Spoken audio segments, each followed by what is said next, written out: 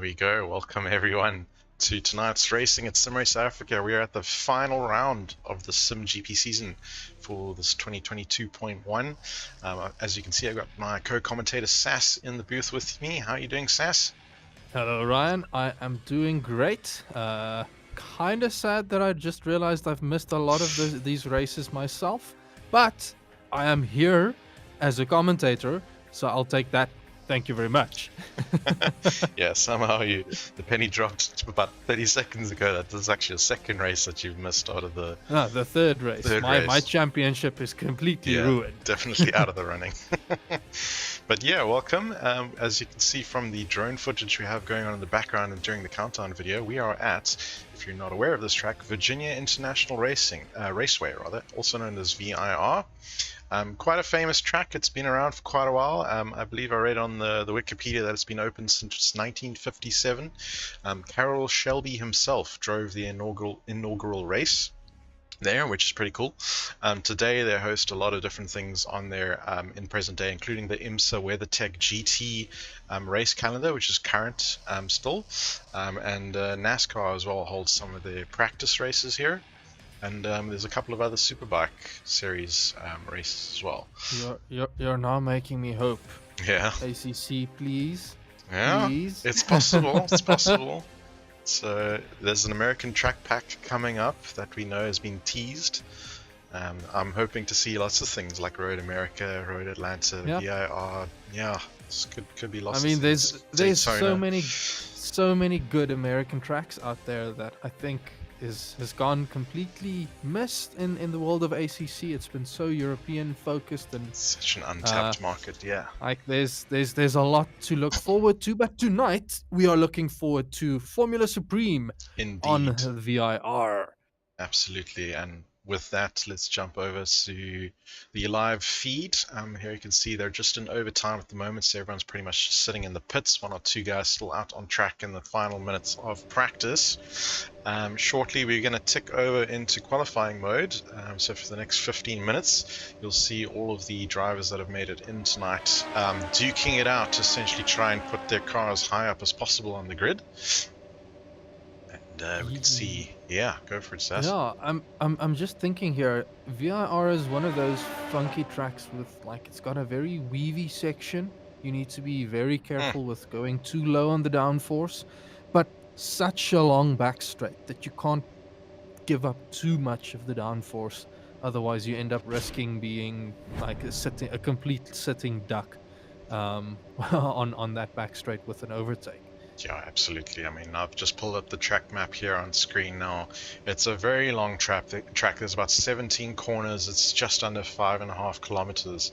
So relative to some of the other tracks we've driven on the circuit in the Sears calendar, it's quite a long one. There's a lot of elevation changes. Yeah. I'm also spotting that I think this is most likely a MotoGP layout. That Madison's Avenue kink chicane in the back straight. Not actually there. Is not on the track for tonight. So knowing just how grippy these cars are, they should be flat out through a lot of the portion of the circuit, I reckon.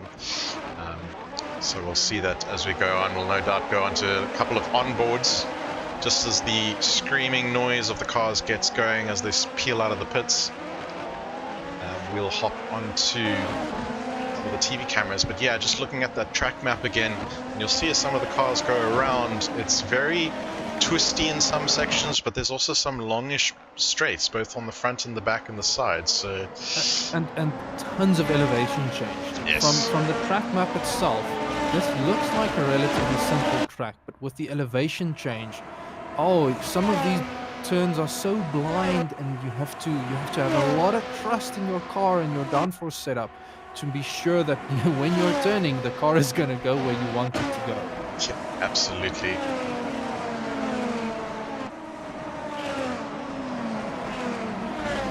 Just looking at them flying up this twisty section and then go into a very tight hairpin there.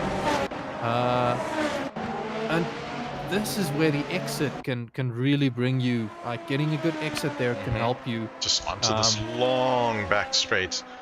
Which actually goes through sort of a secondary or an old pit lane there as well on the left. That's what I just realized. I'm wondering what the push to pass strategy will be here tonight. Yeah. I think this back straight might even be long enough that you could activate push to pass early as a defensive move and still be caught out by a driver activating it a little bit later to try and get that extra top end speed close to the end of the lap. Just saying hello to some of our viewers in chat who have popped in. Just let me know, for some reason it sounds like the car audio is a little louder than it usually is tonight, so just shout out in chat if the balance sounds okay. But hello to Sharon, obviously shouting for Marius Skuman. We've got Chandra Dippina in there, Justin Walden, Janice Heathcote, Ollie's Gaming, Philip, a trusty regular, how's it going? He's also saying that there's some speculation regarding the ACC track pack. I'm gonna call him on that. I don't see how Nice. Circuit of the Americas being teased fits into those tracks. There was actually some footage which we identified as definitely being Kota. So yeah, unless there's another pack coming, I mean, more content the better in my eyes. Kunos made it seem like they're retiring Kunos as their content generation and rather focusing on AC2, but we'll have to wait and see. That's speculation and hearsay. I don't know what the legal terms are. I can't do a court case. We're here. I'm seeing Emile de Villiers. He's going to cross the line. He's going purple sectors on my screen right now. S1, S2, and S3 popped in. So he's currently banked a P1 position. Whether he can hold on to it or not, Jeremy de Villiers has just popped up in second. Current Pretorius was third. He's just been down to fourth, fifth now. Oh, the cars are swapping around. Andre Null popping himself up into third position now. Dirk Brand's banked a nice lap here to secure, well, currently 8th.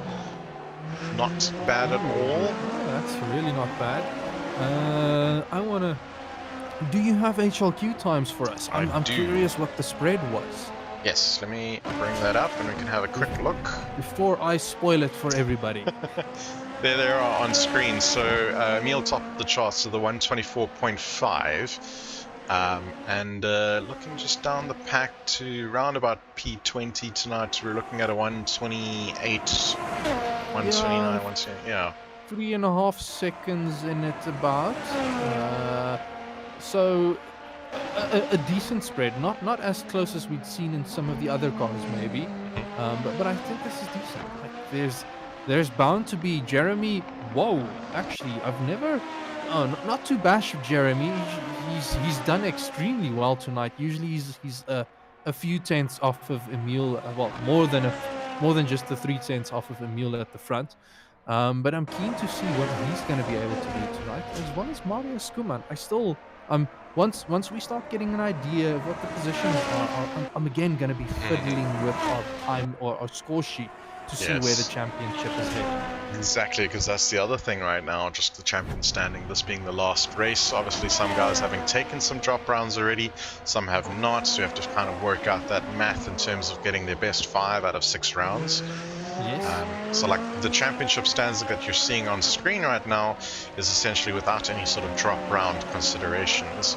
And I'll quickly highlight Emile in 7th position there. He's currently on 385 points, but he took a drop round. He had dropped a full round. And that means that if he takes the win tonight, he'll be 2 points ahead of Joshua, unless Joshua improves his worst round for the season.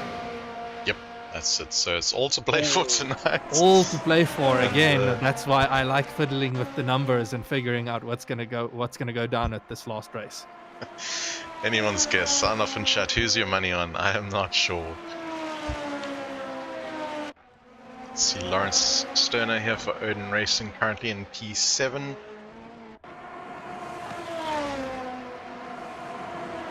That's your teammie there. It is my teammie.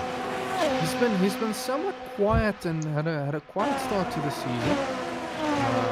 Can you see where he's sitting in the championship standings offhand?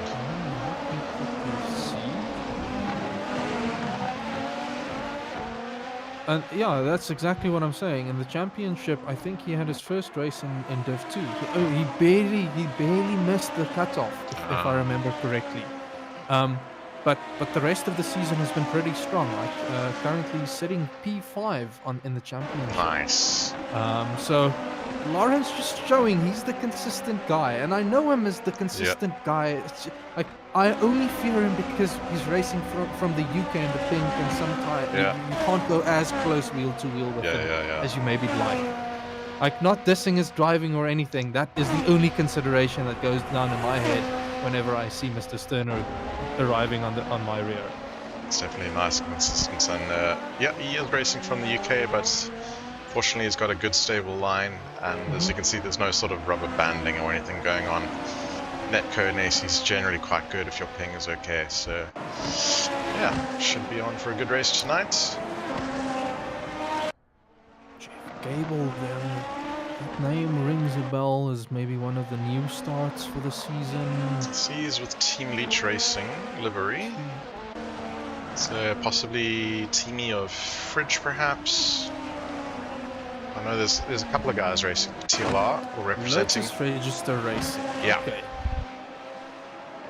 So obviously in the Lotus British Racing green, sort of green and yellow tribute livery.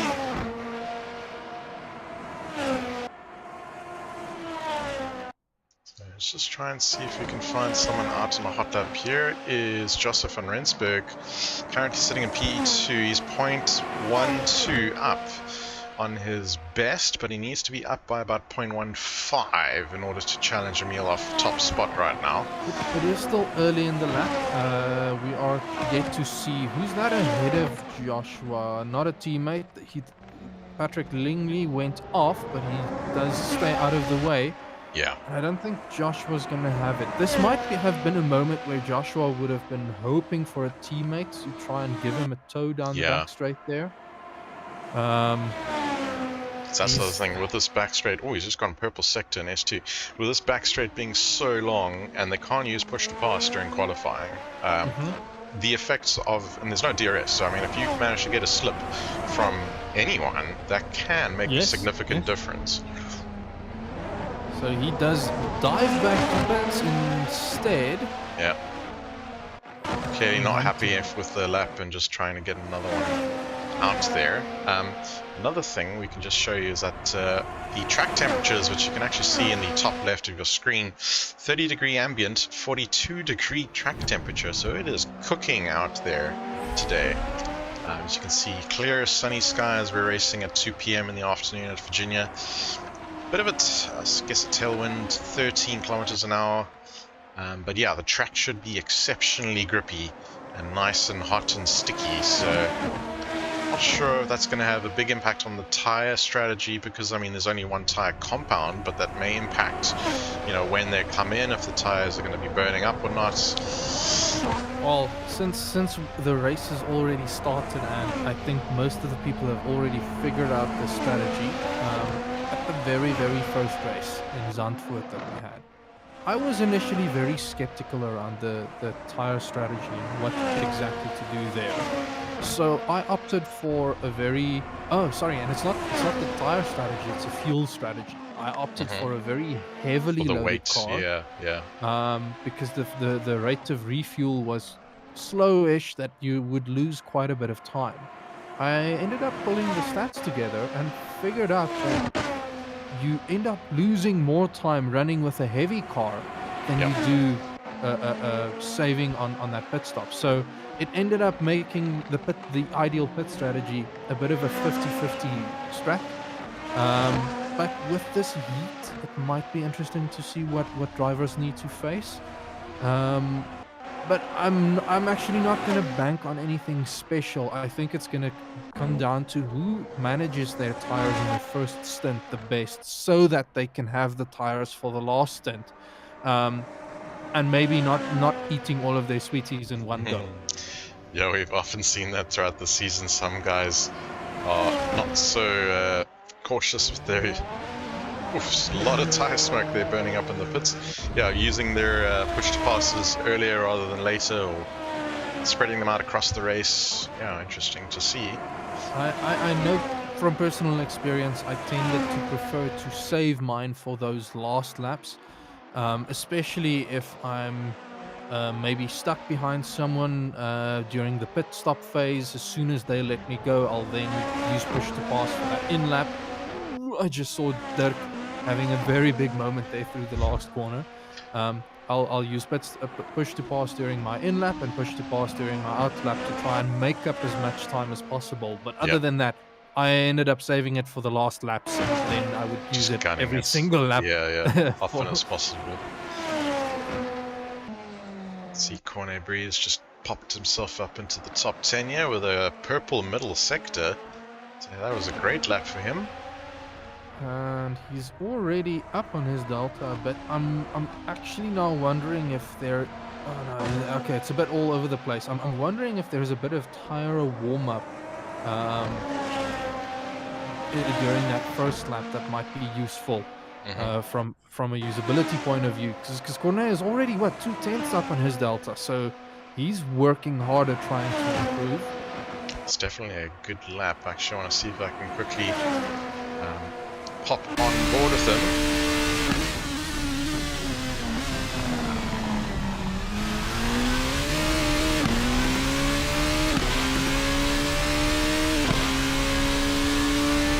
You can see he made a little mistake just in the corner before the back straight, then he had to correct to avoid a spin, and that just bled off all of the speed of that delta advantage that he had there. With such a long straight, you really need to get to the top end speed. Has to be a perfect exit there on that back straight. Yep.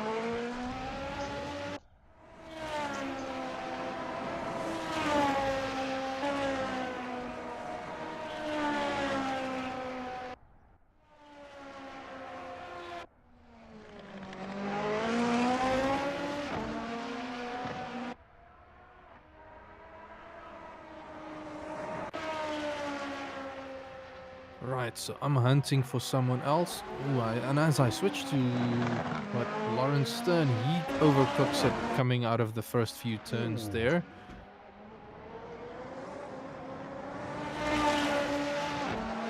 Peter van Rensburg is starting a new lap. He is not managing to improve on his delta through Sector 1, already almost 2/10 down, so that's not going to suffice for an exciting lap. He'll have to abandon and rethink his strategy.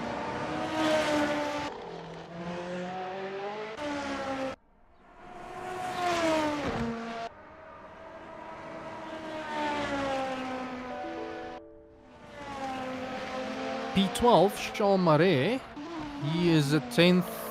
Oh, and as I say that is from the back straight into that chicane, that left-right down the hill. He threw away a whole 10th there. He's gonna be kicking himself. He does improve, but that's not gonna be enough for him to move up. Yeah, there's only he's abandoning the lap. There's only 20 seconds left. So not enough time to get out there and do another. I'm just going to hop around and see if we can see anyone else up on their deltas. Carapatorius ever so slightly, but he's basically on his delta. So that's not going to be enough to Mike LaRue in P14 is almost, just over 1.5 tenths up on his delta. Yep. Mike driving for the Black Widow Racing team. What is that? Is it wrong to say that's tie-dye colors? It's not a bad comparison, actually. Yeah, that little multicolored VWR car that they've become famously known for. I mean, I initially, I'll be honest, I initially thought it was a bit of an eyesore, but it is growing on me. Looking at it now, I like this one. It reminds me of those BMW art cars where there's just colored stripes everywhere. Yeah. Ooh, he's 5 tenths up on his delta, so he's gonna jump up ahead. Improvements here for Mike. And he comes Mike down the straight and bumps himself up into 10. Excellent stuff. There, green PBs all around. That was his best lap on the last lap. And I think we are just Lawrence left out on track, but looks like he is on an out lap. So as we come across the line, I'm going to quickly go to a short ad break, and we'll be with you in about 30 seconds.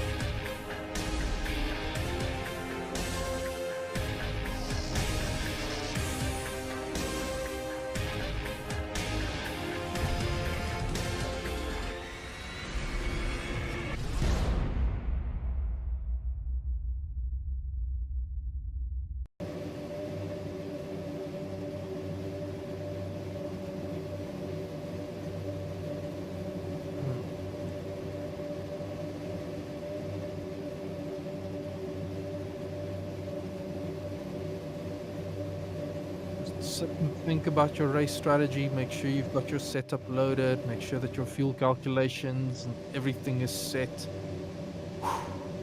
It's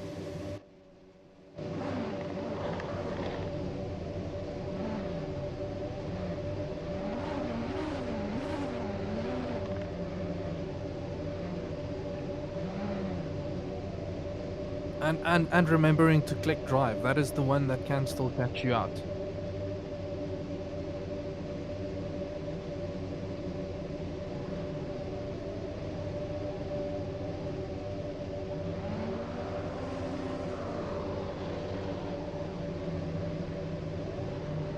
Yeah.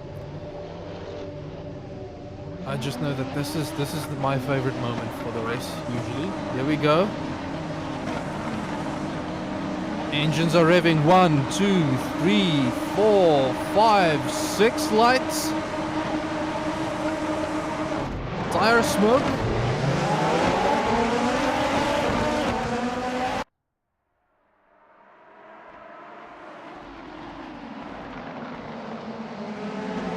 Oh, he was on the outside. Yeah. He was on the outside, but I don't think that outside line would have ever worked. He was just asserting some dominance there, saying, hey, I'm here. Make sure to not make a mistake. And I see Jeremy and P3. So Jeremy has done very well for himself, but he is being hounded by Gerard Pretorius right now. Gerard backs out of it. This twisty section, not one you want to be going side by side in.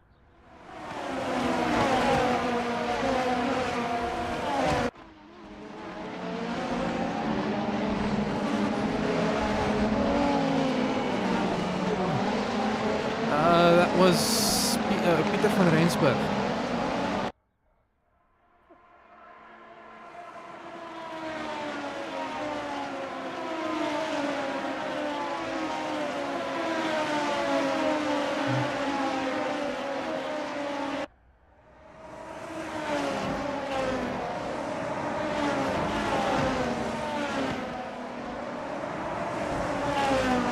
Yes, he's dropping places like a stone. In terms of overtaking, I think I remember that turn 1, the tight hairpin, because there's such a long straight, you can get tuck into someone's toe and go for a move there, but you have to. It is kind of dependent on the person like not running a defensive line if you want to make it stick. And if you are side by side, it then puts you, even if you've got the inside line, if they can manage to hold on, it does put you on the outside for the next few corners. So that's not ideal position to be in. I have seen some nice moves being made on that line previously. But tonight we'll have to wait and see. The other big one is into the hairpin, if I remember correctly. So you're hanging on, trying to just survive, and then into the hairpin where the leaders are just driving it out right now. There is opportunity to apply some pressure. Maybe not as much of an overtaking zone, but maybe more one where you're trying to pressure someone into making a mistake. And as I say that, Jeremy de Villiers... There's a lot of movements down the field here. I'm not sure what is going on. Jeremy and Marius Skuman swapping places for P3 and 4 there. Marius having used push to pass, as well as Jeremy to try and defend, but Marius just able to pop him there. Completely forgot. I wanted to run an application to see Dirk top Brand, speeds. unfortunately, in his John Player special car, just rejoining the track there after going a little bit of farming. I think there was a collision involved because he ended up pointing the wrong way around. And that has unfortunately slipped him down to P18. Shout out to Andy in chat. Thanks for joining, Andrew. Very nice to see you here. And certainly an action-packed lap 1 here. Dirk Brand, obviously on a recovery drive now, has already made a place up on Jeff Gable. I'm going to pop back up to Jeremy de Villiers right now. He's just... I was just going to say, he's sitting right under the wing behind Marius. Yeah. And Gerard is also right behind him, so it's going to be Gerard completely missing the apex there, but managing to hold on. I don't think Jeremy is close enough to sit quite in the toe. He's not going to be able to do anything, and he's at risk here with Gerard right under his wing. Jeremy may be going for a slightly higher downforce setup compared to the SimRace Extreme cars. Yeah, you think he's catching and very racy on the twisty bits, but he's going to maybe suffer then a little bit on these front and back straights. As we see, unfortunately, Gerard Pretorius, he's gone farming. Something's gone wrong for Gerard here, and he's dropped down a couple positions. So I can confirm that Marius, not in the toe of someone in front, has a top speed of 286 kilometers an hour, whereas Jeremy, who was sitting in the toe, managed a top speed of 283 kilometers an hour.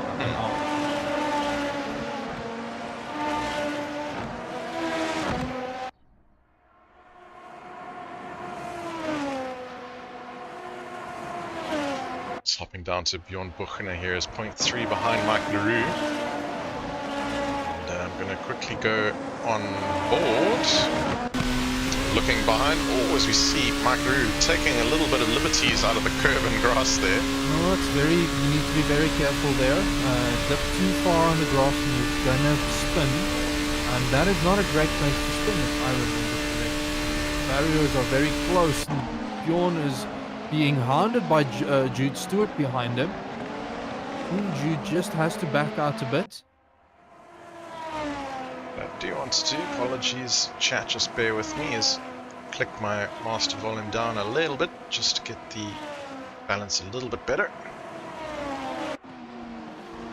Okay, we see, is it John or Jude Stewart? They're very Jude close. Stewart.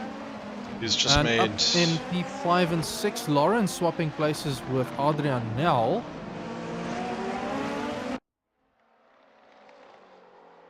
So Jude managed to overtake Bjorn on that back straight, I think. I wasn't paying attention.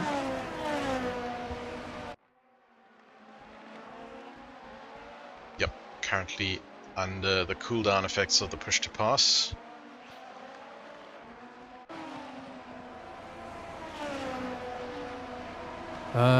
For P10 and 11, Pieter van Rensburg all over the back of, I think, is that Charles Marais? Yes.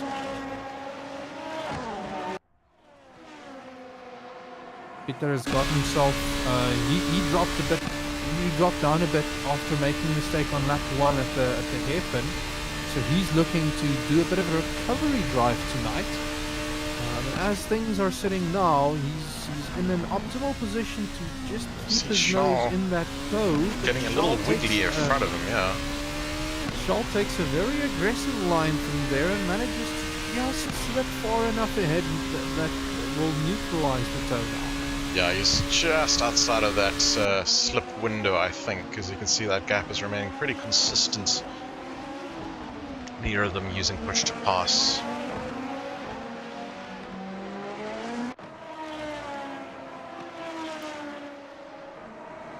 Jump back up to Jeremy de Villiers here. Still tucked in behind Marius Schoen, just under a second. Interestingly, I am seeing cars reach up to 295 kilometers an hour.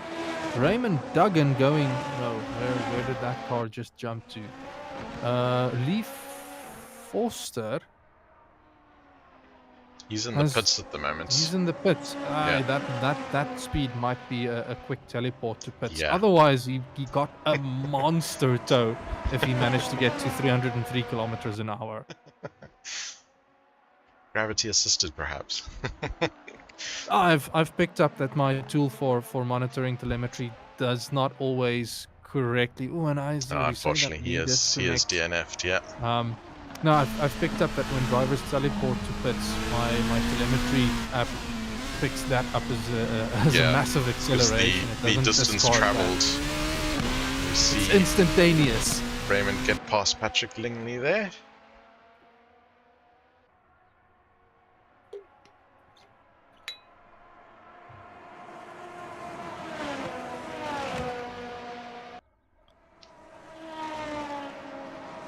Back on board here with Gerard Pretorius, just coming through the Last of the S-bends before the final pit main straight.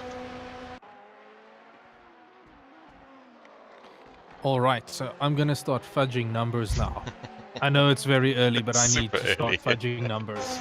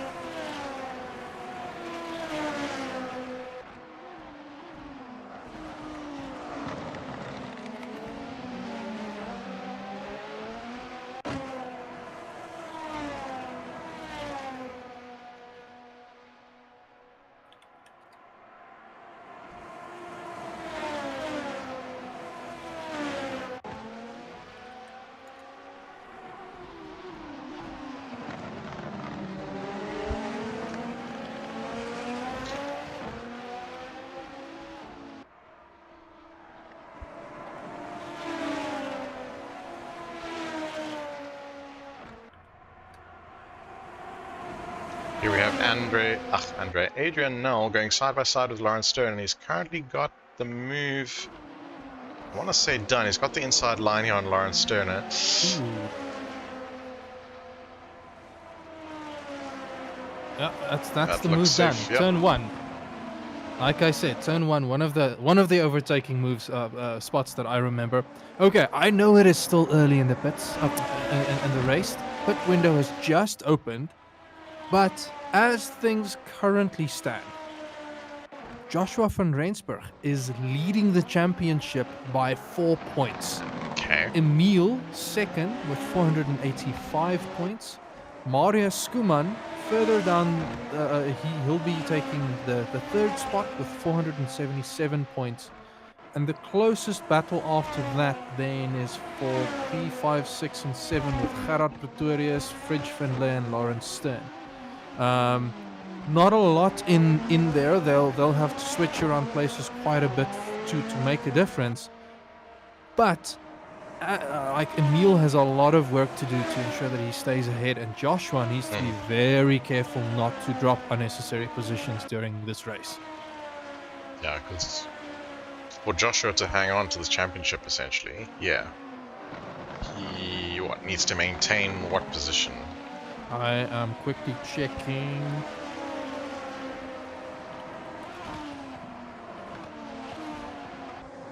P5. Okay, so he's currently in P2. He needs to finish P5 or better. P5 or better. That's still quite. It should be doable, but it's not easy. No, it's not impossible. That's not what I'm saying at all. It's just he needs to be careful here because these cars are sensitive. The smallest mistake and hitting a barrier at speed could make your engine just go pop, and that's race over. Yep. So I'm being very very realistic here, and like yes, Joshua, like these top 5 drivers have they're not known to make catastrophic mistakes. Yeah. I'm not trying to curse them here. I'm touching all of my wooden desk just to make sure that I'm potential keeping pass safe here. here. Cart is super tucked in behind Lawrence Stern. In fact, he's got the overtake done. It's just got a better exit. Got stuck behind the slip, and I think there's literally nothing that Lawrence can do. Gerard running, from what I can lock see, up there. about the same level of downforce as Adrian now. Okay. Which is why it looks like they just fly past any car in front of them that might not even be breaking into the 290s. Like they've just got that much of a speed advantage on that back straight. Yeah, it's quite possible that Lawrence is running a little bit more downforce, but I think once you're in the slip there on that back straight, at the start of the back straight, that's the critical key moment. As you see, Rob van der Heever get past Mike LaRue for P12.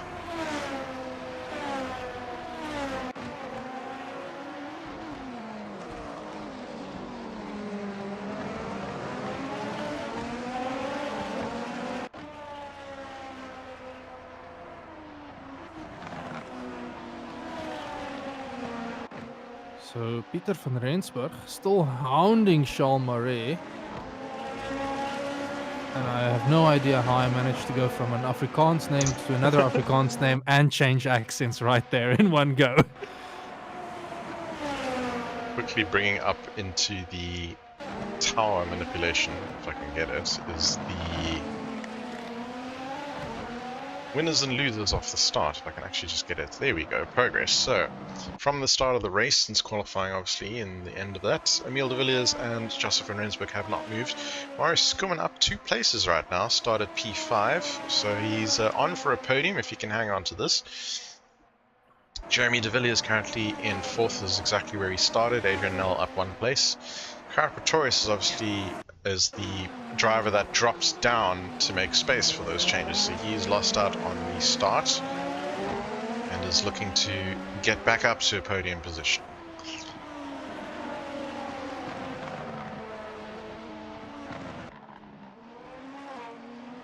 Jackie Jokers in chat asking when is expected to be the first pit stop, I guess. The pit window itself is already open. I would warrant and say it's going to be around the 30-minute mark. As I mentioned, these cars are very fuel sensitive, so you're going to try and run it with the least amount of fuel possible, which means a 50-50 split. Half the fuel for the first half of your race, half the fuel for the last half, and you're not running an unnecessary amount of extra load that ends up unsettling your car. I think you can lose up to like 2 or 3 tenths per lap just by having 20 liters of Look at this. Jude Stewart all over the back of Mike Leroux here. I think it was actually following a little bit of a mistake by Mike. I saw him just as I switched camera to him. Yes. Clip a little like bit of he was a little bit upset there. But Jude not quite able to hang in the toe there. No, you can see that gap opening up, although they're both actually using push to pass there. Mike just trying to get away from Jude.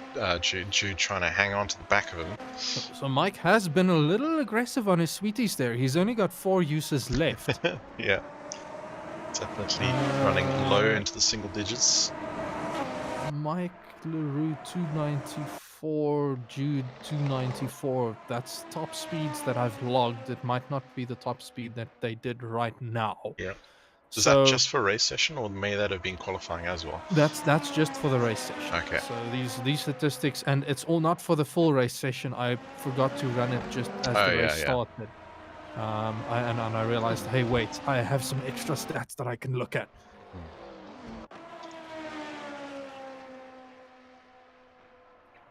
Just monitoring that gap for Jeremy de Villiers.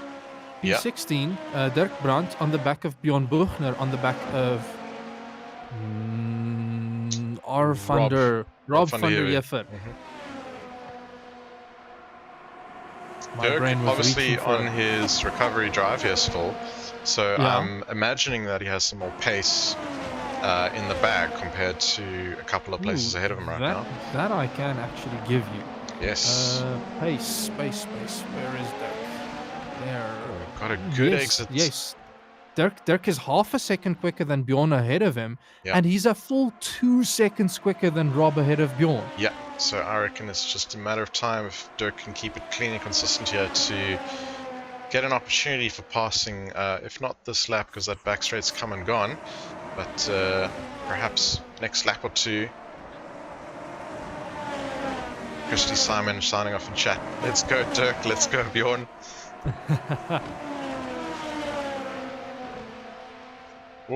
Dirk is getting close. He's going to make the move. He's going to make the move now. This is going for the outside. I think he's going to have it done before even getting to the next corner. Yeah. He does have a bit of a slippy though. And Bjorn is back in it. Dirk so has much to take avoiding action. Struggling to get a hold of that car and keep it in a straight line. Good job on keeping it going. But yeah, he's lost out that position again, and Bjorn is back in front. Dirk will be kicking himself over that, but that was a valiant effort in my book. It was certainly exciting. I was trying to find the right camera angle because as the action was happening, the camera sort of panned out of view. No. But I did manage to catch it. P13, Jude Stewart all over the back of Mike Leroux. Ooh, and This it's just will before be the the back move straight now. here. Here we go on board. He's in the slip. He's going to drive out of it, and it's as if he's standing still.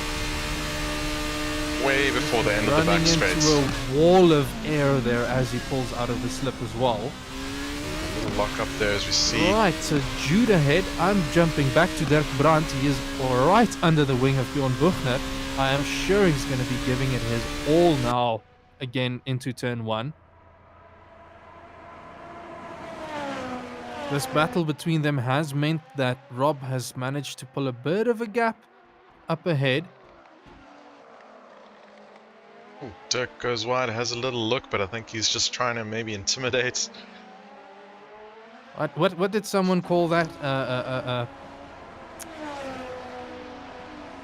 Consistency breaking. Like not breaking inconsistently. It's trying to break the consistency of the driver ahead of you.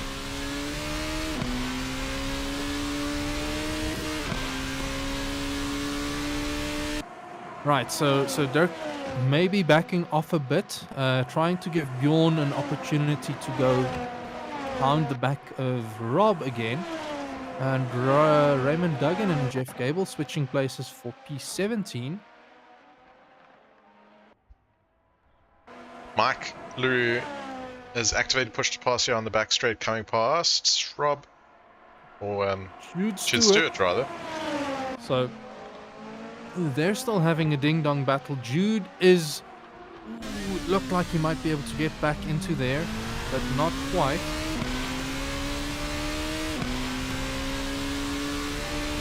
So Mike is down to 2 uses of push to pass left. We've got 39 minutes still on the clock. 10 minutes before I start to expect the first pit stops to happen. Oh no, is Jude lost connection? That Just looked, seeing his car floating. He floated off, and now my timing screen is showing him as a DNF. Oh, that's unfortunate. That's so unfortunate. Fortunate that there was no collision there, phantom collision. Yes, that was a very lucky one. Looked like Mike was sort of unimpeded because he was running super close to Mike at the time of disconnect. So hard luck, Jude.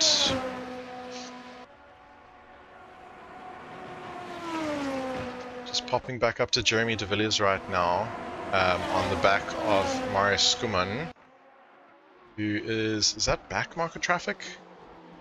Just ahead of them? Yeah, it's getting out of the way. I'm sure that's a back marker in the yellow car. Yes, that's Patrick Lingley. Yeah. That's Patrick Lingley. So, fortunately, staying out of the wars as they go through. Jeremy dipping a wheel onto the grass there and getting a little bit out of shape. It's so risky if you're too heavy on your acceleration. When you're even just slightly off, you can lose grip and just pull the car around. John not feeling very comfortable in the car, just cutting the track completely to try and stay out of the way of everybody. But it's a little difficult now, so Jeremy is now falling behind. What's going to happen? Oh no! That was so close! Oh no, I just saw that happening in slow motion.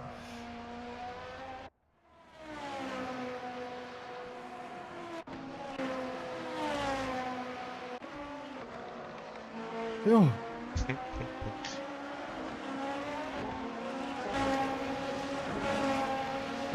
P12, Bjorn Buchner. He's sitting in the toe of Rob here. Not quite able to do anything about it. Pretty good. I'm just looking at his lap time right now. He's 0.35 up on his delta. So it was a cracking lap for him, which has obviously brought him up. There's a massive lockup by Rob van der Heever as they go through Oak Tree. But they also, Mike Leroux has made a big mistake, so that's allowed I see it at them the back both. there. Who's getting past him there? Is that Dirk? That's Dirk. Dirk is capitalized on the mistake from. He had the better exit there.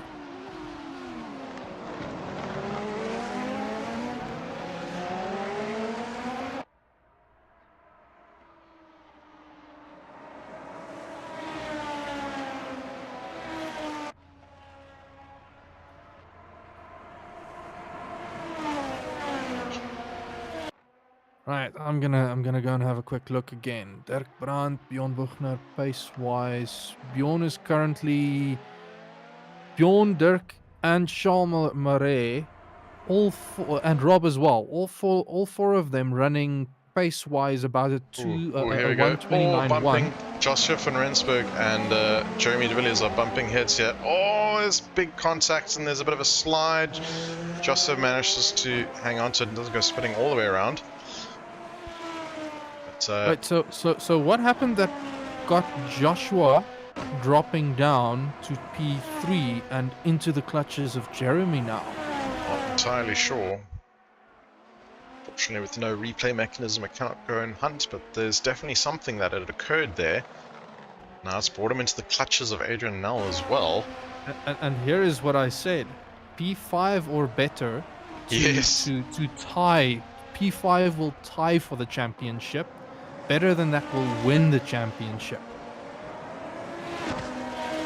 And it's even more controversial because it's Jeremy that he had the little tangle there with. Yes.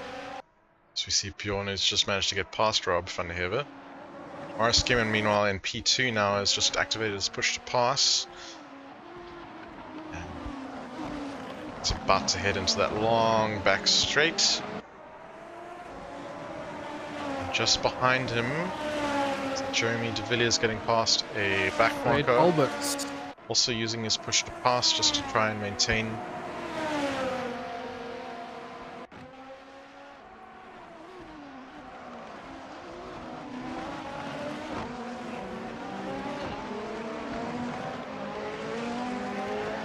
Just going to quickly hop down to Dirk Brand, who is 0.3 behind Rob van der Heever. Again, closing up quite nicely, and I think he's going to be licking his chops here. Yes, and this is I'm looking at previous situations. This is the spot where Dirk has struggled a little, staying right under that wing during this is where corner. It's critical. Can he get a good exit? You see again, he does a little bit of a wiggle and a correction, which I don't think is allowing him to capitalize on the slip down the back straight here. He's coming in very hot, right underneath the wing, just not able to manage his pace. And he's closing the gap, but it's not enough on the straight. That said, neither of them used push to pass there, so I think Dirk might also be thinking a bit longer term, not necessarily trying to fight as hard unnecessarily, because Rob is all over the back of Bjorn Buchner as well. I mean, he's not. He's still in the clutches here, actually. I think he's still in the clutches. He goes for the inside line, outbraking, and he gets the move. He's done it. He's done it. Well done. Great clean pass. Dirk showing that a good clean pass can be made. Next up will be Bjorn Buchner for him. It's Bjorn, the blue and yellow just ahead of him. Approaching the 32-minute mark now. So I'm keeping my eye on that timing tower to see when the pit stops are going down. Adrianel all over the back of Joshua. Into turn one. Oh, Nels shows his nose at the very last moment, goes for the braking maneuver, sticks it on the inside line. He runs it wide and falls and... I'd say he's got it done, but he's struggling a little bit to keep that car under control, just driving it at the absolute limit. But he is ahead now. Right, I have some work to quickly do. More team shufflings.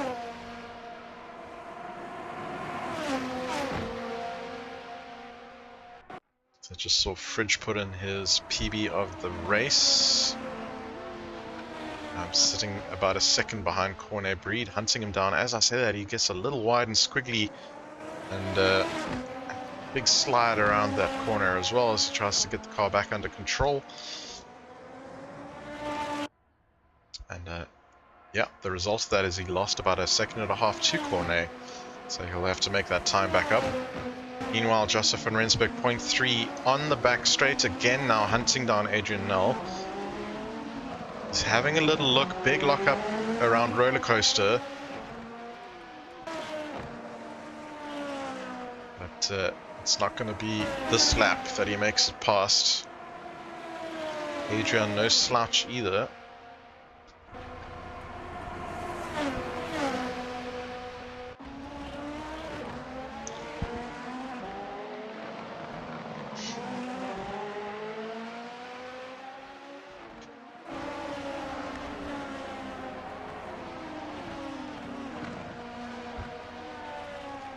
go on board here with Joseph van Renswyk and see how he tries to find a line to make an overtaking opportunity on Adrian Nell.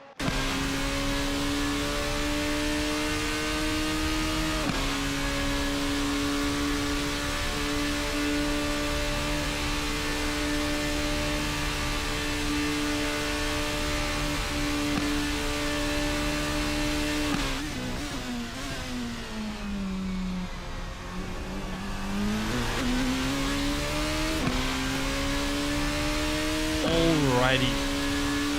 As things stand, Joshua and Emil are tied for P1.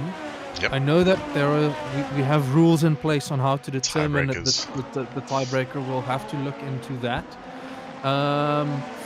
Marius is comfortably out of the way of P4. Gerard Pretoria is currently taking P4, but he is 1 point ahead of Jeremy de Villiers. So Gerard is on 466 and Jeremy is on 465.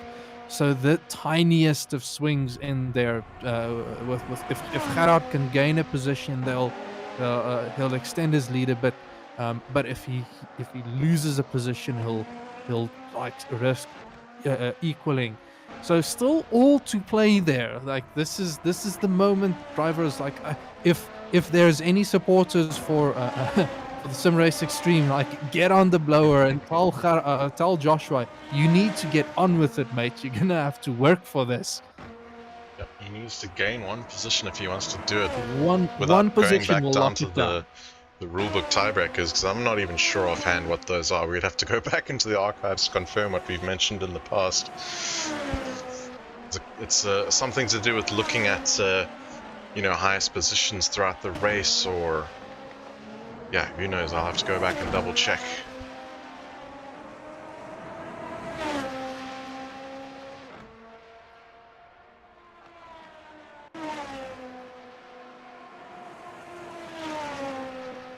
Searching the rules for tie only brings up stuff like penalties.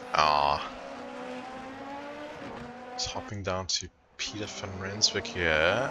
He is flashed briefly on my timing sheet that he was close to Fridge Finley, but as I went to him, I saw a puff of smoke, so possibly he locked up and lost that advantage. Adrian Nel and Joshua van Rensburg trying to work their way through traffic there. Joshua almost being able to stick his nose on the inside of turn 1, but not quite. He has to fall back in line. Sharon says Adrian is playing BI in team game.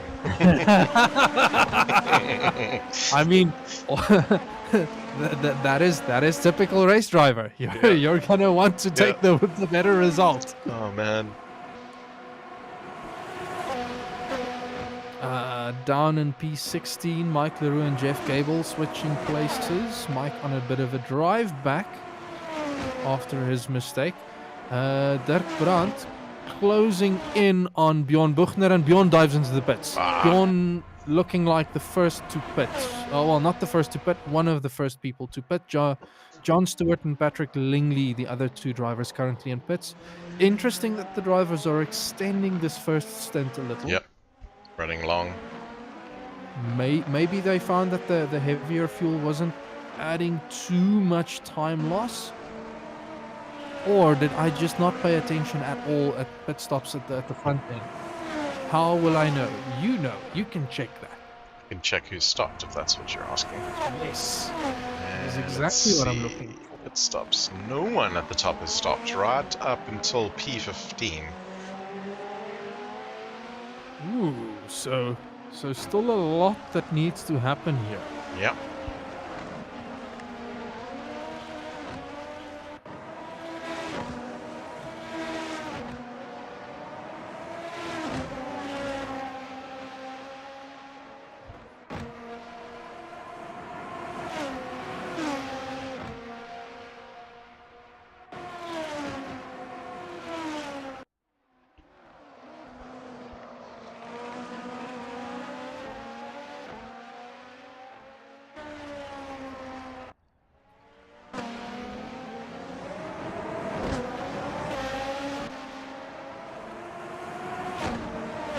What I am noticing is that Joseph van Rensburg is behind Adrianel, but the push to pass advantage, Josso has 9 in the bag, yes. which is a significant amount more than Adrian. I'm wondering if he is maybe just waiting for Adrian to go pit. Biding his time and then Biding pushes. his time, using push to pass for that in lap and out lap and seeing if he can jump him. Yep. It might even be that Joshua needs a change at the top. Emil has dived Emil into has gone pits. to pit. Emil has gone to pit. So he has bitten. And Carrot has followed suit, immediately gliding into the pit lane as we speak. Now let's see. Morris out in relative P1 position. He is currently stuck behind a back marker, I think, which is going to possibly frustrate him because he'll now be trying to push like hell as we see a back marker get it all wrong and into the tire wall there. A lot of other cars coming into the pits now as well. Corne Brits, Peter van Rensburg.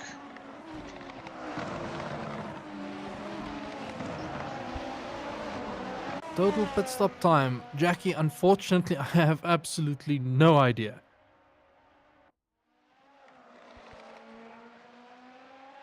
What we'll try and do is catch one of the front runners before they dive into the pits, and we can possibly time how long their stop takes. I'll keep my eyes on Marius, and No, I don't even have a phone with me. I'll have to count. We've got a stopwatch at the top of the screen. Yeah. Okay, and Marius is in the pits.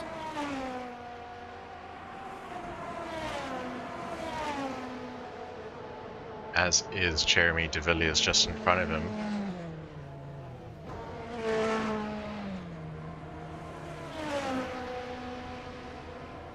They came in at a near identical time. Let's see if they have a similar stop time. Seems to be spending a fair amount in the pits, both of them. Whether they can get out of there in time or not. That's a very long stop. They must have run half fuel and then putting in another full half fuel tank like you surmised. And Morris has got the jump. Stop. That was a 26-second stop. So Marius was stationary for 26 seconds. Yeah. Jeremy is out at a very similar time to Morris as well. So I am now wondering, that was such a long pit stop. Very long. It wasn't a 50-50 strategy. Did they go for tires? I don't remember the pit stop being that long. If this app may or may not be reliable, let me see if I can see if they've swapped tires. This is interesting. So, according to this app, Emil de Villiers has taken a fresh set of boots because it's saying his tire life age is only 2 laps. But Marius did not. If this is to be believed, let me check. Pit stops. Yeah, he's done 1 stop. So yeah, apparently. Emil able to eke out such an advantage that he can go and take pit stops for tires. What a baller move that is. And it will ultimately give him an extra bit of advantage in this last stint. Right, so Lawrence Sterner is currently leading the race. Yes, go Odin Racing. Woo!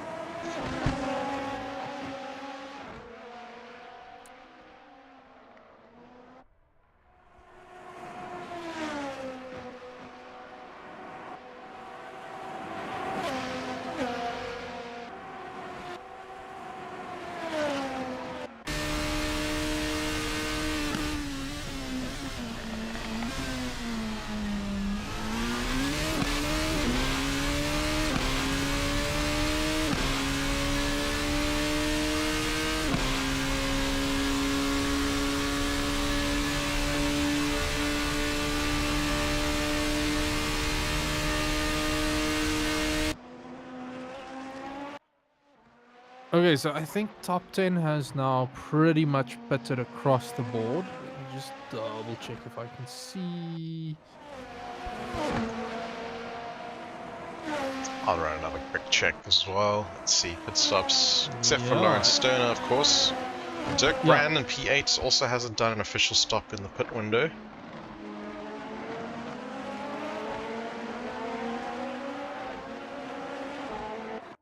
Stern currently activating push to pass, just trying to push as much as he can, which may indicate that he's coming in for a stop. Okay, so this is another interesting bit. Joshua van Rensburg is in P4 currently, ahead of Adrian Hell, and they're both ahead of Jeremy de Villiers. So Joshua must have managed to win in the pits there against Adrian, although Adrian is battling hard here. And they'll all be promoted into up one position, which will then give Joshua back that advantage. Unless Adrian is saying, I'm having none of that.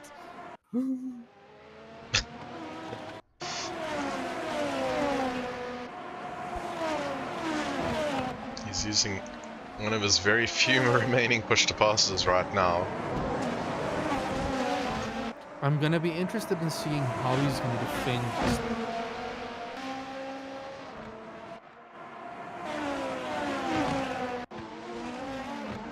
He's in a bit of a sim race extreme sandwich here.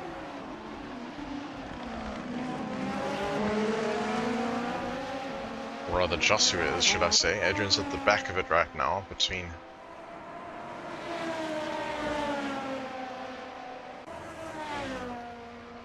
So formation flight here from sim race extreme coming down the main pit straight. My internet just died. It's unfortunate, but glad to have you back. I'll have to quickly reconnect. We have still got Adrian on the back of Joseph van Rensburg, who's also on the back of Marius Kuman. The sim race extreme essentially flying in formation right now. On the back of Emile de Villiers. Lawrence Sterner obviously still out ahead, but he has not yet taken his pit stop.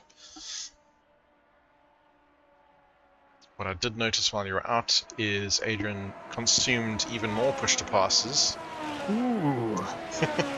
Jeremy de Villiers now has one push to pass activation remaining only. Adrian has two.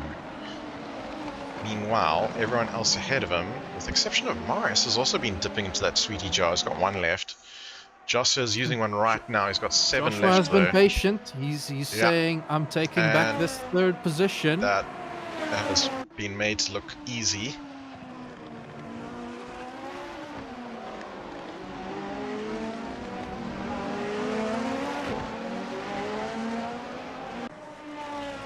So Dirk Brandt and Lawrence still running. I am absolutely astonished at this pit strategy. I might even have to whip out some Excel work afterwards to see just what happened here. Like, I want to see what the strategy was that played out.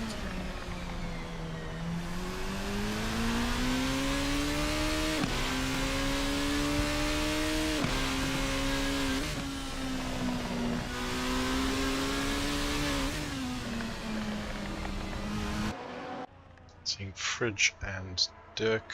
It's because Dirk's diving into the pits. Yes. Yeah.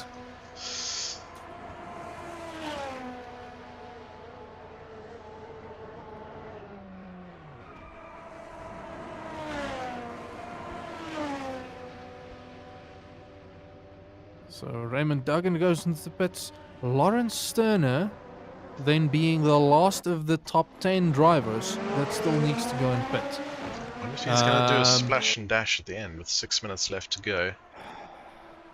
That is a risky gamble to play there.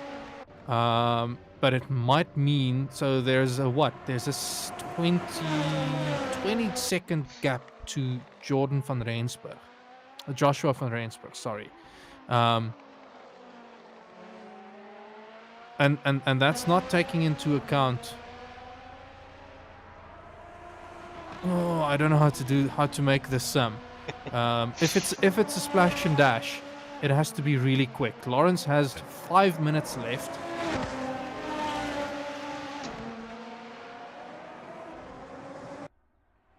Oh, it's going to be tight. I'm keeping an eye on this. I'm keeping an eye on this. Lawrence could really have a good result here tonight if the cards fall his way.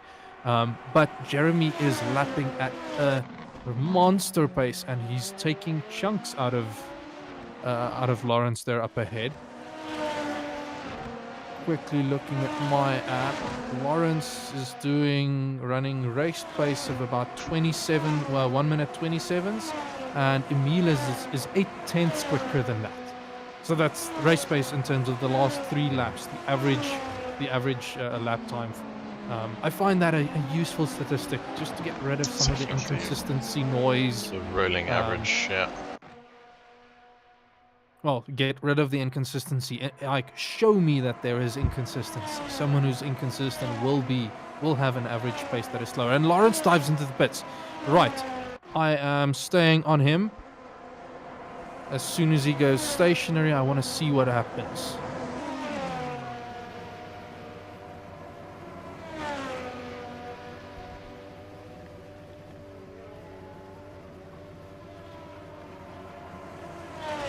This is a slow pit stop. Yes, indeed. It's not quite the splash and dash I was hoping for his own sake. This is not a splash and dash. This is not the splash and dash that he was that I would have expected. Still coming out in relatively 7, so it's still a very good finish. Yeah.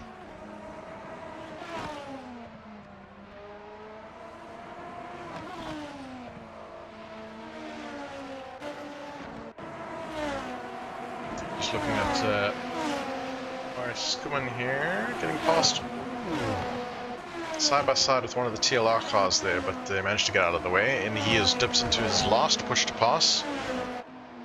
So no more for him with 13 minutes to go. That's going to leave him very vulnerable to Adrianel now.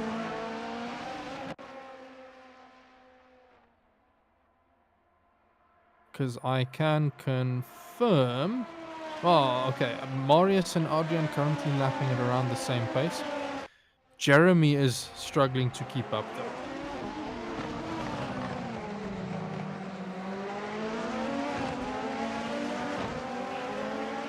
He has also just run out of his last push to pass uses.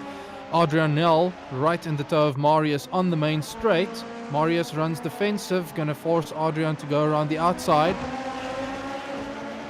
Oh, Adrian is not quite able, but does he go for the cutback? Try to get the better exit, still not quite there.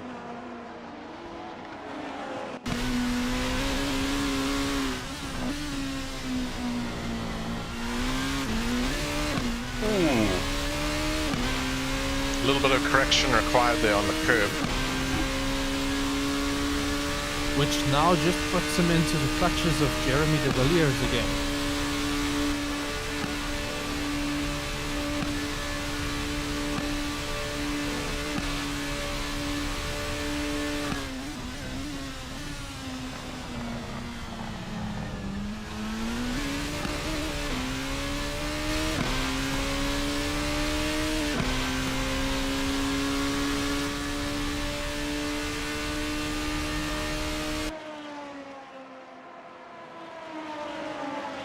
Seeing Mike LaRue coming up on the back of Dirk Brand here. This is closed up very tightly, coming into Horseshoe Bend. Yeah, a little bit of a lockup, I almost think, by both of them.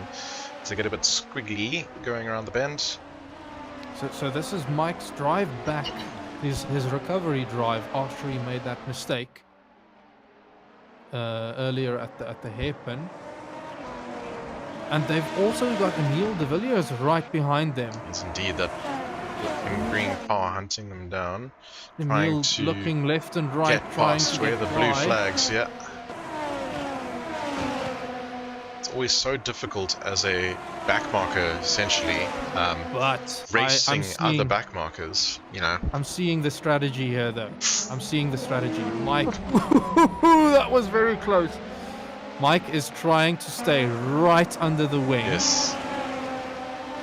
So he can, you know, when the other drivers are yielding to Emil de Villiers to come through, he can essentially sneak through. Yes. not quite what happened right here. Dirk knows there's a Yes. nice long straight, more than enough space for Emil to be able to get past. It's all about picking the right moments. And in this case, blue flags are advisory. This is not F1 where blue flags require you to dive out of the way. It's about ensuring you drive a predictable line. You're not making it. You're not defending the position essentially. Right? You're not allowed to defend and run defensive lines, or use push to pass to try and prevent the overtake from happening. So Mike has used his last push to pass. Dirk is currently consuming his second last. And we've got a change up into the front. Jeremy de Villiers and Adrian Null switching places. There was an attempt made in turn 1, I think, but it did not quite stick. Didn't stick. Fortunately, we've just seen Patrick Lingley as well, DNF. That is the unfortunate situation that can be single seaters. It is a tough cookie to crack sometimes, and it's tough. It's tough completing a race when you're struggling to get to grips with the car. Ooh, Jeremy almost running into the back of Adrian there.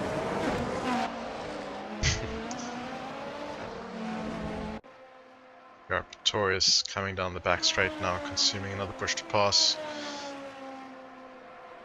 Interesting that Jeremy is not able to close that gap. Adrian just parked it nicely at the hairpin, and that compromised Jeremy's exit, and Jeremy spins. Oh, my camera just sees him in the bushes. You'll see if I can find... Was that all on his own? From what I could see, that looked like it was all on his own. I didn't see any other cars nearby. That was that looked like the typical ambition exceeding the amount of grip available. Yeah. Just pushing a little too hard, perhaps. He was doing so well. Yeah. That's brought Lawrence Sterner back up into 6th position now. Right, I need to go back to fudging numbers before we get to the end of this race.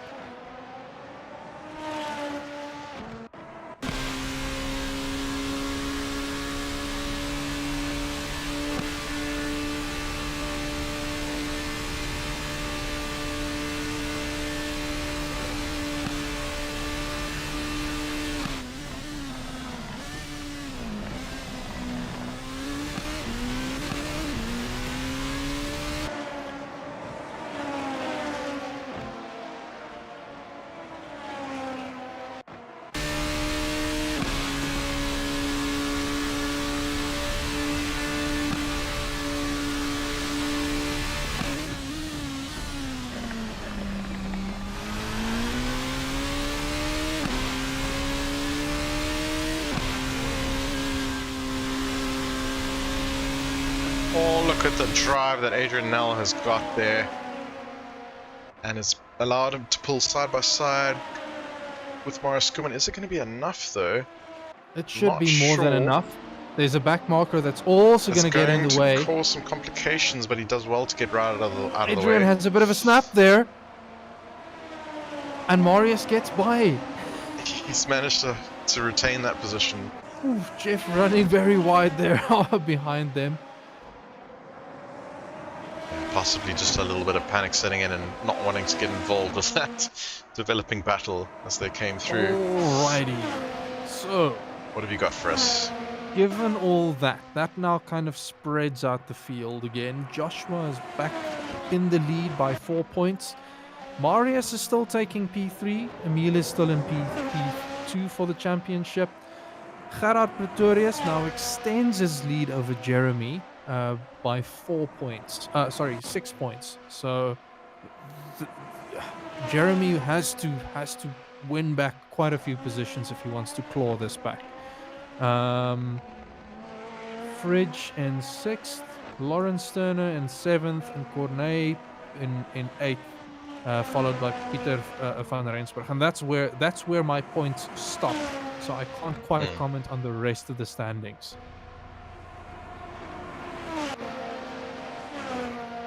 Got Adrian side by side yet again with Marius, trying to do it again. This time on the outside, Marius knowing the inside line is... Oh, Adrian dips a wheel onto the grass there.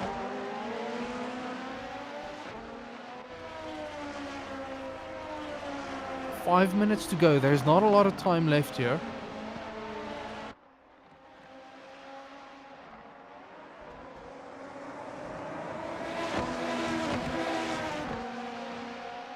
Right behind them now, Gerard Pretorius in this train has closed up as well. Just goes to show the amount of time lost battling. You need to be very aware of what's going on. This is the dying moment, so Marius knows that he can't take the fight to Joshua up ahead, but he's just trying to survive and stay ahead for the last few laps. Adrian, one use of push to pass left. He uses it now. Gerard decides to stick it out. Does Adrian stay ahead? He jukes to the inside. He's made it. Adrian has made the position around Marius. He's ahead. Marius is kind of a sitting duck to Gerard right now as well.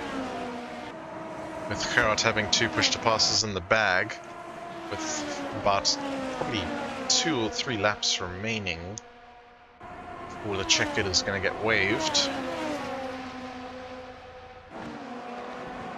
When does he pick his moment? Oh, big lock up there from Marius. I don't know if it's affected him too badly though.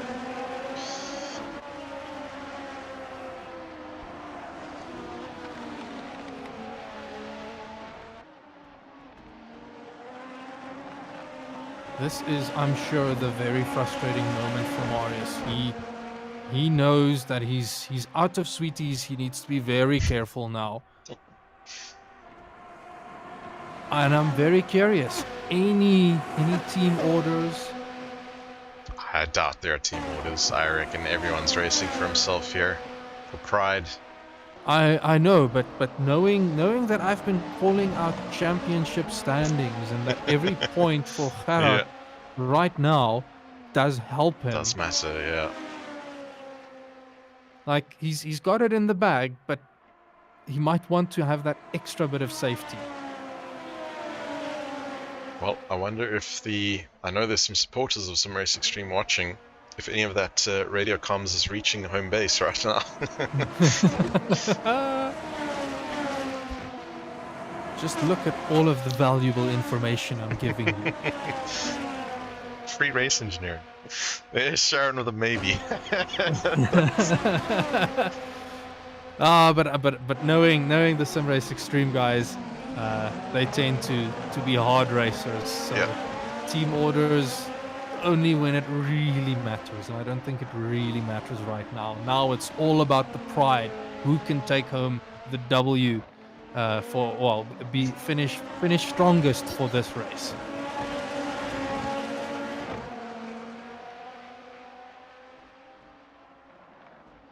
Two minutes left. I'm just quickly checking where Emil is. Ooh, he's on the back straight. I think he might be starting his last lap. No, there'll be another one. I don't know how to judge this time. It's going to be tight. It's going to be oh so tight. It depends if he's held up by this back marker.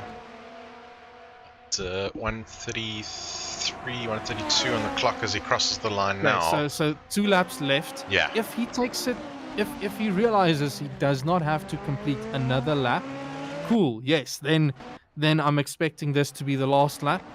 Otherwise, we might still be sitting for this. Sitting for another lap and having to see if everybody fueled enough. That could also be... Yes, could there be another twist to the tail here? There's always that possibility. Jeremy de Villiers in P7 all over the back of Lawrence Sterner now. Coming into Lawrence turn has 1. 2 push to passes though, which he's immediately activated in response to that danger.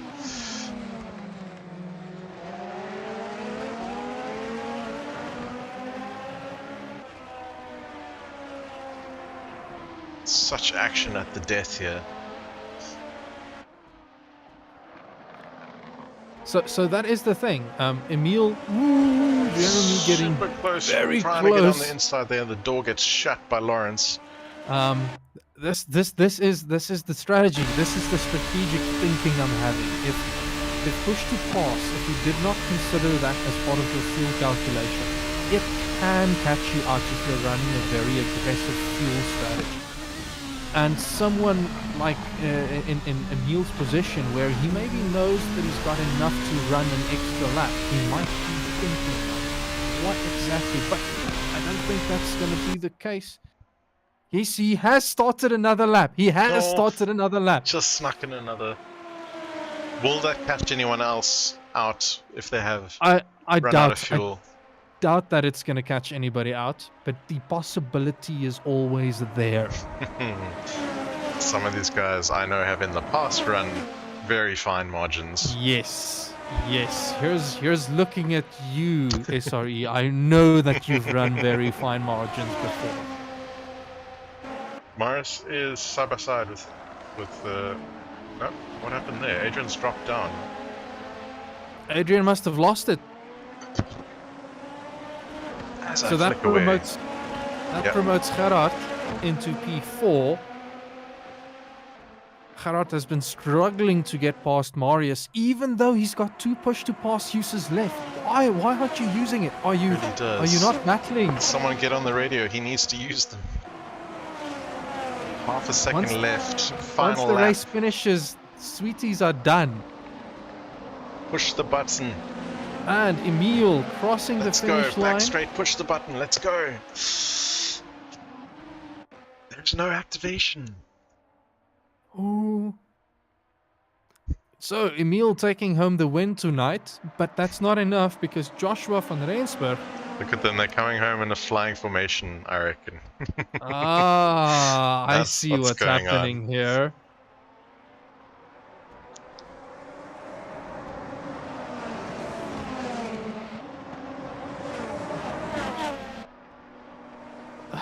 Double stacks. Adrian is looking like he's wanting to grab it. That's what's happening. They're trying to go for the photo finish. I'll give it to them. That was great. And Joshua just loses out in the position there at the end, it seemed. Cheekily, Morris has snuck second in the position finishes there. Yes, not that it makes any difference, but I'll quickly update it just to be sure. Alright, while we wait, put you back on camera, Sass, and we're gonna wait and see who we can pull in for some chats. I doubt that Emil will swing by. He's not one to show his shy, to show his face here, but I'm looking forward to having at least Joshua and Marius here tonight. Let's see who we can do while we wait for the gap. Just another opportunity to thank everyone for tuning in this season. Don't go anywhere. We still got lots of racing of the rest of the years to come. Our next season is starting from the beginning of July. We'll be going into a sort of a series of qualifications over the next couple of weeks. Also, a big thank you again to everyone who's donated for our charity Abba in the bottom here that you can see. I think throughout the end of last year and this season we've raised just under 67k for them. So thanks everyone who's been involved with that. It's been really great to be a part of. And we are most likely going to be picking another charity select for next season, so stay tuned on the details for that one. I seem to have spoken too quickly. What have you got? We have our race winner here tonight. Emil, congratulations on the win tonight. Thank you very much. Hey, Emil, well done, man. Thank you look to have that one wrapped up in the bag. I think you ended with all 10 push-to-passes by the looks of it, just not even one consumed. Yeah. Luckily, didn't seem to need them. Yeah, and we also have Joshua taking. It seems you lost out on P2 for that photo finish. Marius just snuck it in. But Joshua, you take home the constructor, the drivers' championship, pending any race investigation requests. I'm just throwing that out there so that people don't come and hunt me when I inevitably turn out to be wrong with the points calculations. But by my count, you've got the win wrapped up in the bag. Marius, you're taking home P3, and Emil is Solid taking P3. home a solid P2. Well done there. Well Congratulations, done, Emil. everybody. Congrats. Thank you. Yes. Well done, Emil. Thank you, No. you too. Any thoughts on the race there? Like, there was a lot of craziness there. Sorry, I want to know what was going on I there. want to know if there are any team orders. Yes. No, not really, but we tried for the photo finish to end the Yes. season on high. Adrian really didn't have much to gain by finishing higher up, but he could have gone for it, I'm sure. Mhm. But yeah, he was a good team player tonight, and he opted for the photo finish for the sponsors and so on. Excellent But I have to stuff. congrats Emil. Emil, you were flying. Exceptional drive there. Congrats. Thank you very much. Good job as well, just on the whole SimRace Extreme as well. You guys did really well this season. But yeah, top marks to Emil de Villiers. And from a team perspective, Marius, you and Gerard, you clinch out the win, it seems there. So by I may have just lost connection. Testing. Am I back? hello. Sass, my internet dropped. Yes. Oops. Hope the stream's Well- still alive. I'm saying thanks to the drivers. We're looking forward to having them back next season. Seeing who's gonna flex the big muscles there. Anybody have any closing thoughts for the season? Good championship, guys. Thanks for hosting it and all the effort that goes in behind the scenes. We really appreciate it. Excellent. And yeah, as you would have seen, maybe the little bit of the chatter on the Discord, we're going to be changing things up in terms of the car for next season. It looks like the vote is currently leaning in the way of the Formula Hybrid from RSS, one of the free ones, just to make it easier on the community for their pocket. But that should, if it does go through, introduce a lot of extra challenges and opportunities with strategies. You know, obviously it's the Formula Supreme we've run, we've only had one tire compound, but the hybrids would bring back, I think, at least 5 or so different tire compounds. Obviously DRS comes back into the mix. Curves is going to be thrown in if it comes through. So yeah, I mean, that vote has still got to run another few days, but that's the way it's currently looking like it's leaning, which I'm sure at least you guys at the sharp end of the field would be quite looking forward to, and we'd be really happy to have you guys all back, of course. That will be fun. Thanks. All right, Sass. I think Let's we're close it done out. there for the night. Thanks very much, everyone, for joining. I'm going to play you out with a little bonus video. We're losing the SimTC series at the end of the season, but we're bringing in, as was revealed last week, the BMW M2 Sass is super ridiculously excited about it. The BMW M2 CS Racing, it's a new car that's been added to ACC, sort of a slower tin top to the GT3, but no less of a challenge. So come and join us, and here's your little closing video while I play you out. Thanks everyone. Thanks for joining. Cheers, Ciao, ciao. everybody. Bye bye.